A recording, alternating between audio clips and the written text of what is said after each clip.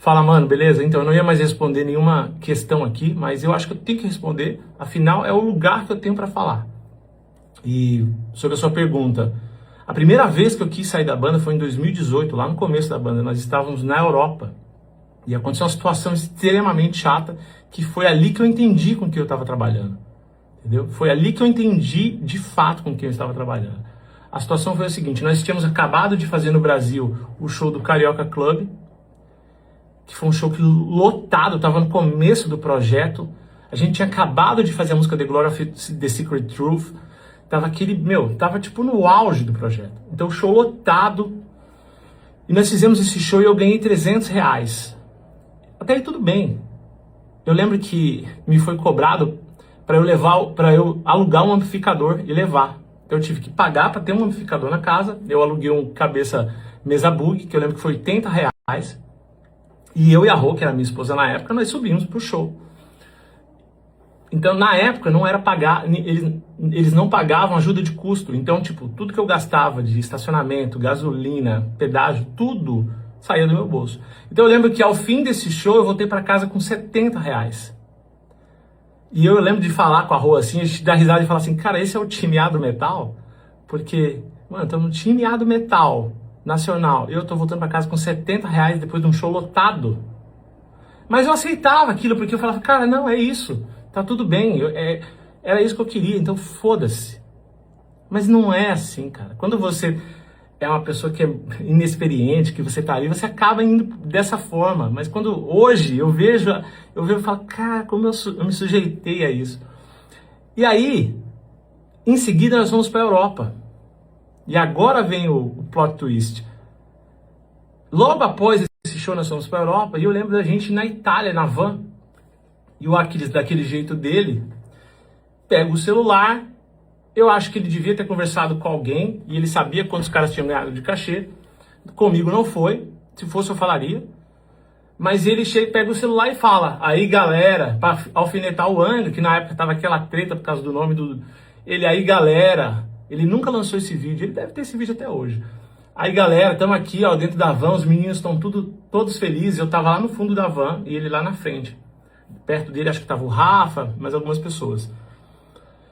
E aquela festa, brincadeira dentro da van, e ele falou, tá todo mundo feliz aqui, ó, os meninos ganharam R$1.000 aí no show, o Rafa ganhou R$1.000, e aí todo mundo assim, na hora, eu lá no fundo, eu pensei, caralho, eu ganhei R$300.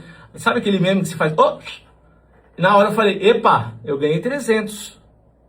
Na hora que eu falei isso, o Edu respondeu, não, eu te paguei 1.000. Eu falei, não, você me pagou 300. Não, aí ele respondeu de novo com um tom alto, não, eu paguei 1.000. Eu falei, não, você não pagou 1.000, você me pagou 300. Ele, não, eu paguei 1.000 pra você. Tipo, batendo boca. Eu falei assim, não, cara, você não pagou. Graças a Deus a minha internet estava pegando. Eu abri o aplicativo do Inter e mostrei na frente de todo mundo. Eu falei, ó, aqui, ó, você me pagou 300. Na mesma hora, ele mudou a conversa. Tipo, mano, o cara simplesmente mudou a conversa e disse, não, te paguei 300 porque eu te conheci agora. Aí eu falei, cara, mas o que isso tem a ver? Nós estamos em setembro de 2018 e a gente tá tocando desde julho de 2017. Como assim você me conheceu agora, cara? E ele, não, porque assim, eu já tocava com os caras antes. Eu falei, cara, mas não interessa, esse projeto a gente começou do zero.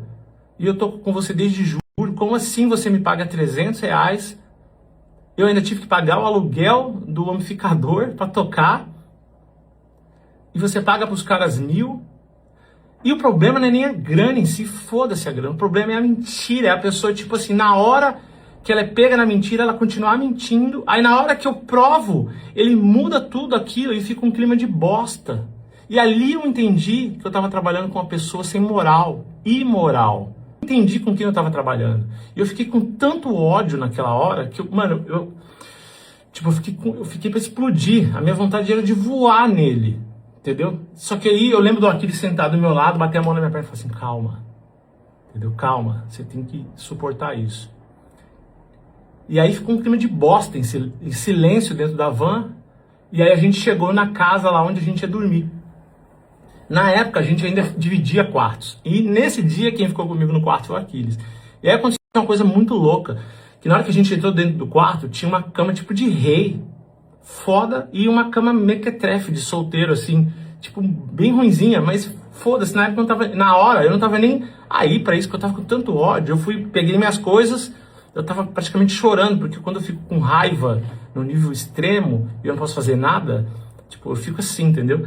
Aí eu peguei as minhas coisas e fui pra cama, aí o Aquiles pegou e falou, ei, não, cara, isso que aconteceu hoje aqui não foi legal, não foi certo. Você pelo menos vai ter uma noite digna. Dorme nessa cama de rei aí e eu vou dormir aqui. Não, eu falei, caralho. Aí eu comecei a chorar porque eu tava com muito ódio. E aí eu fui pra essa cama e fiquei lá. E na hora eu falei pro Aquiles assim, eu falei, cara, eu vou sair dessa banda hoje porque eu odeio esse tipo de comportamento. Eu não cresci, eu não fui educado desse jeito. Entendeu? Aí o Aquiles me falou algo que entrou na minha cabeça igual um tiro. Ele disse pra mim, ei, eu sou o Aquiles Priester no Brasil porque eu gravei os 2 discos do Angra. Você tem que gravar algum disco com o Edu. Depois você faz o que você quiser. Depois você sai. Você tem que aguentar. Betão, você não pode sair. Aí na hora eu falei assim, tá bom. E foi isso. Ali eu ia ter saído. Porque eu não suporto esse tipo de patifaria. Entendeu? Não é pelo dinheiro, foda-se o dinheiro. É pela pessoa não ser honesta. Entendeu? Só que aí passa o tempo, volta pra casa, a gente deixa isso quieto, fica na memória e é isso. Mas tem muito mais coisa que aconteceu, inclusive nessa viagem da Europa. Eu vou contar nos próximos. Cara, olha só, vou fazer mais esse vídeo e aí eu vou realmente parar. Porque meu pai tá aqui e fazia tempo que eu não via meu velhinho. Quero passar esse último dia com ele hoje curtindo. Já tá um puta clima horrível aqui. Então, eu vou fazer mais esse vídeo e chega. Tá? Mas olha só, eu acho que eu nem critico que ninguém fale nada, que ninguém se posicione e tá tudo certo, cada um corre atrás do seu. Talvez não falem hoje, um dia falem. Ninguém, cara, eu não me importo com isso. Eu sei da minha verdade e não arredo o pé de nada, porque quem fala a verdade não merece castigo. Então eu falo aqui com toda a propriedade do mundo, com toda a certeza que eu não estou aumentando sequer um ponto. Tá? Então, olha só, falando de outras pessoas não falarem nada, não se posicionar, eu nem critico isso porque eu não ia falar isso, sobre essas coisas. Quando eu saí da banda, eu saí da forma mais honesta possível, mais profissional, não falei nada, saí falando bem, mesmo com tudo isso na minha cabeça, toda a minha família sabendo de todas essas coisas, eu falei, cara, não vou falar nada, a mídia não tem que saber de nada disso. Mais de 1 ano e meio depois, eu venho agora para falar para a mídia. Por quê? Porque o cara vai na internet e mente sobre algo que eu fiz. E isso eu não posso permitir. Entendeu? Eu já tinha divertido ele no privado da primeira vez que ele fez isso numa entrevista. E ele voltou a fazer, porque ele sabe que o fã vai acreditar nisso. Então, a partir desse momento, eu falei, cara, chega. Entendeu? E eu tô começando a contar as histórias, tem mais um monte de coisa. Tá? Que eu quero não ter que falar. E ainda sobre essa sua pergunta, eu posso te dar vários exemplos aqui de coisas que aconteceram com outras pessoas e elas não vieram à mídia e tá tudo bem. Mas eu falo porque é verdade. Nessa última turnê, que foi a turnê que a gente tocou o DVD na íntegra, lá de 2002 do Angra, o Edu chegou pra gente e pediu pra gente abaixar o cachê, que era R$800 na turnê do Vera. Ele pediu pra... Deixa eu só tirar esse... Pediu para baixar para R$600. E a gente, como sempre, ajudava ele, gravava os discos de graça para ele, fazia as coisas para ele. A gente fala, ah, tá bom. Mesmo a gente conversando, a gente fala, caralho, mano, vamos baixar o cachê, R$600 para fazer um show. Imagina o trampo que é para fazer um show desse. Tanto de preparação, tanto que você, sabe, você ganhar R$600. Aí, não, tudo bem, vamos fazer. E aceitamos. Eu não sei se todo mundo ganhou isso, mas eu sei que o Rafa ganhou, eu ganhei. E aceitamos baixar o cachê para R$600. E o Edu falou, cara, porque eu acho que esse turnê vai ser difícil. A turnê foi um sucesso. Casas lotadas. E aí, o que foi acontecendo? Durante a turnê, o Edu foi colocando a gente em vários locais, vários hostels horrorosos. Salvo poucas situações que a gente ficou num hotel melhorzinho. Mas na maioria, eram lugares horríveis. Lugares esses que não tinham, tipo, não tinha um café da manhã, Eu tive que brigar várias vezes para ter café da manhã, porque eu sempre fui esse cara do embate. Eu não suporto isso, porque eu via o show lotado, a gente falando pelos cantos e ninguém se posicionava.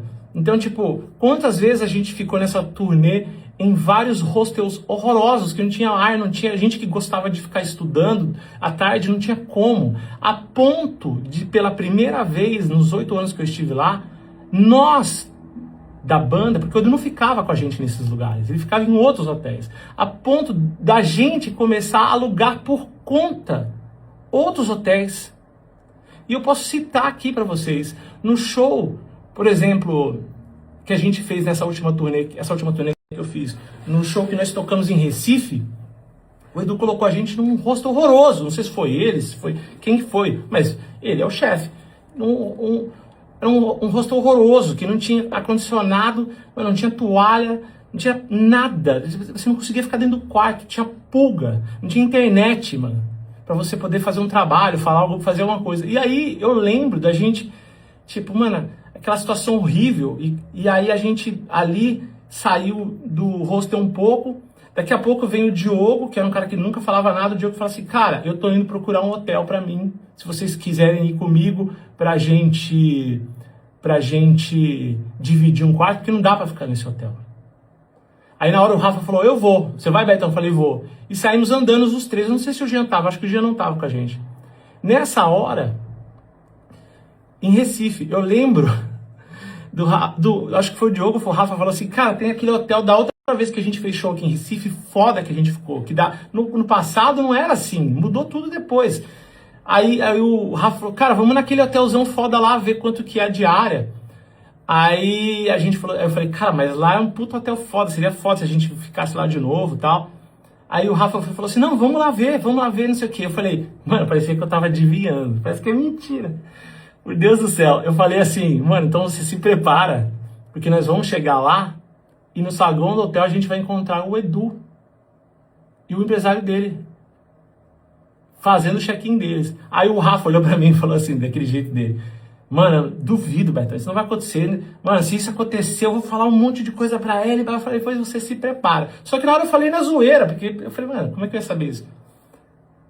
Aí nós fomos lá no hotel. Quando a gente sobe, que eram umas ruas para trás, quando a gente sobe a escada desse hotel, que a gente entra no hotel, quem tá fazendo check-in, quem tava ali, o Edu e o empresário dele, no hotel foda, e a gente naquele hotel de cachorro que a gente tava lá.